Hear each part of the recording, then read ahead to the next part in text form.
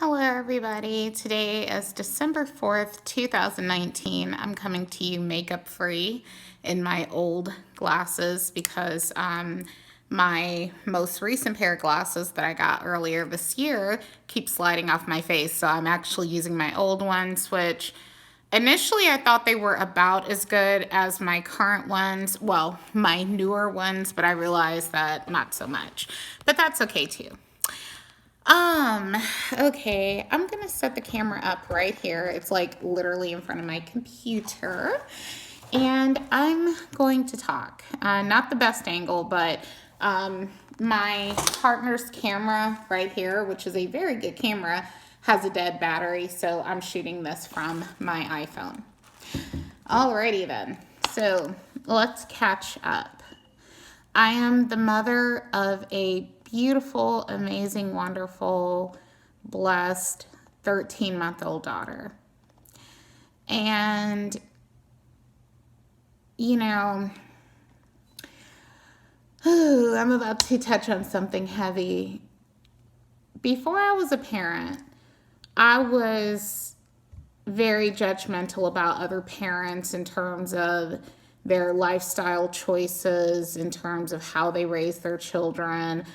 But right now, I feel like talking about more like their lifestyle choices, the parents' lifestyle choices, where it was like, oh, well, if you love your kids, why are you putting them through this? Or, how could you? And, like I was watching an episode of My 600-Pound Life a good while ago, and there was a woman on there who had been the victim of sexual abuse in her younger years, and she ate to cope, and she had eaten so much that she had gotten herself big enough to be on My 600-Pound Life, which from what I understand, not everybody on the show is even quite 600 pounds, but if you're remotely near that area, then you're so big, you're bedridden big, then they'll take you, and unless someone wants to contradict me. But where I'm coming from with this is her little boy, tiny little boy, like kindergarten age or something, was doing the laundry and basically waiting on her hand and foot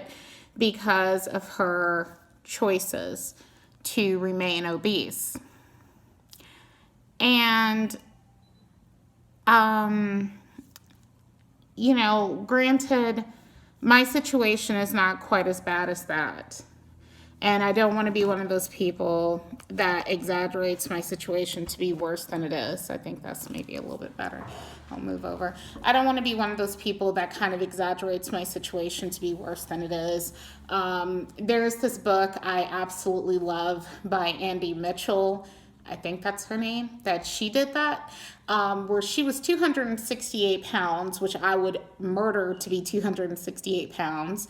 But nevertheless, she was 268 pounds, and she, what was I going to say? And she was comparing herself as if she was already 300, and as if that was like bedridden fat, like she would have to get carried out of her house. And I guess everything is relative, and she was trying to just talk about her slippery slope. And in a weird way, I can sort of understand where she's coming from now, even though I still think that it was a bit of an exaggeration. But I don't want to be that person, because I know that there are people out there who really are going through it. I'm in the grocery store a lot, and because I buy food a lot. And when I'm in the grocery store, it's fairly common for me to see someone who's so large that they're riding around in one of those motorized wheelchairs. And I can't imagine the kind of judgment that they have to deal with on a regular basis. Now, I'm going to show my body, and then I'm going to talk about what's going on with me as far as my weight loss journey. This is a weight loss centered video, okay? So, brings me back to the old days. But, yeah, the room is kind of messy, so forgive me. But, yeah, this is me from the side, the back, the side again, the front, okay? And I'm just doing this so that you know where the material ends and my belly begins. And to be honest, I'm about the size that I was when I gave birth. Like when you see me in the old video, which PS is my video with the most views, where I'm like showing my pregnancy belly, I'm about that size. But anyway, that's another story. I just want to show, where I am, because I'm working on changing that right now. And we're going to get into it. But yeah, so where I am is I weigh 303.4. My highest was 316.8, and that's not my highest ever weight. My highest ever weight that I'm aware of was 350, but my highest weight, in the past year has been 316.9, which is higher than I was when I gave birth to my beautiful daughter. And when I saw that weight, it was around a week ago, maybe a little bit more than a week ago, sometime at the end of November, before, maybe closer to 2 weeks ago, but not quite. But before Thanksgiving Day, I saw that weight on the scale, and I'm like, oh, hell no. I have been opening myself up a bit more to weight loss surgery, but to be honest, I don't want to get weight loss surgery if I don't have to. But I couldn't get my brain right to stick to a weight loss journey. And even now, I still have to prove myself to myself and God and to the rest of you. And I know they say, oh, you ain't got nothing to prove. I got something to prove. But I still have to prove myself by staying with what I'm doing until the 1st of next month.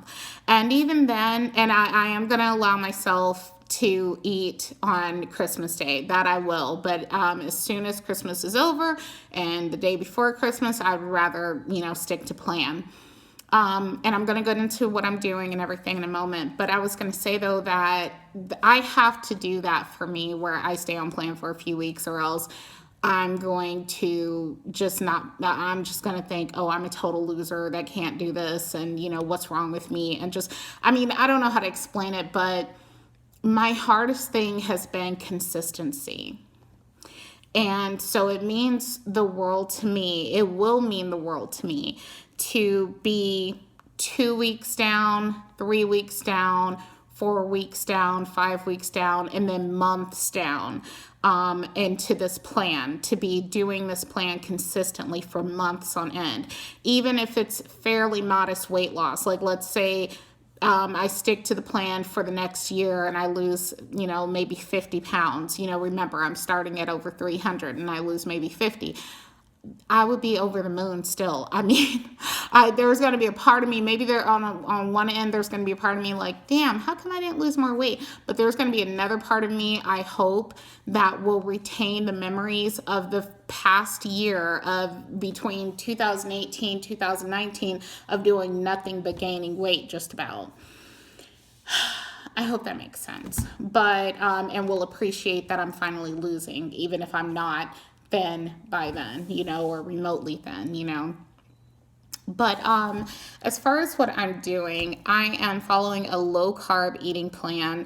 My partner and I were talking about doing keto, and if I'm doing keto, I'm doing a very dirty version of keto, but I'd rather say that I'm just doing low carb.